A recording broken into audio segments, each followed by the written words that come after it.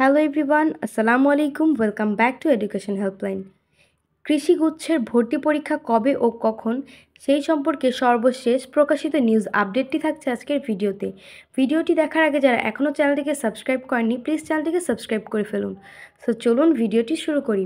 2023-24 শিক্ষাবর্ষের 9টি বিশ্ববিদ্যালয়ের কৃষিগুচ্ছের ভর্তি পরীক্ষা স্থগিত করার পর নতুন করে কবে হবে সেই বিষয়ে এখনও কোনো সিদ্ধান্ত নেওয়া হয়নি। এ বিষয়ে এখনও কোনো আলোচনা করেনি কর্তৃপক্ষ। কৃষিগুচ্ছের কেন্দ্রীয় ভর্তি কমিটির সূত্রে এ তথ্য জানানো হয়েছে। গত 15 জুলাই পরীক্ষার দায়িত্বপ্রাপ্ত চট্টগ্রাম ভেটেরিনারি এবং অ্যানিম্যাল সায়েন্সের বিশ্ববিদ্যালয়ের শিভাসু জনসংযোগ ও প্রকাশনা দপ্তর থেকে পাঠানো এক বিজ্ঞপ্তিতে ভর্তি স্থগিতের তথ্য জানানো হয়। কৃষিগুচ্ছের কেন্দ্রীয় ভর্তি কমিটির সভাপতির নির্দেশক্রমে শিভাসুর জনসংযোগ ও প্রকাশনা দপ্তরের সিনিয়র উপপরিচালক খলিলুর রহমান স্বাক্ষরিত বিজ্ঞপ্তিটি পাঠান।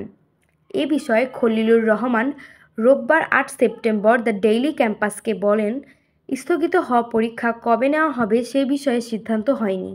পরবর্তী সভার বিষয়ে কিছু জানায়নি। এ বিষয়ে নতুন আরও কোনো তথ্য নেই। বিষয়টি নিয়ে কথা বলতে চট্টগ্রাম ভেটেরিনারি ও অ্যানিম্যাল সায়েন্সের বিশ্ববিদ্যালয়ের উপাচার্য এবং কেন্দ্রীয় ভর্তি কমিটির সভাপতি অধ্যাপক ডক্টর এএসএম লুৎফুল আহসানের মোবাইল ফোনে একাধিকবার কল করা হলে সে কলটি রিসিভ করেনি।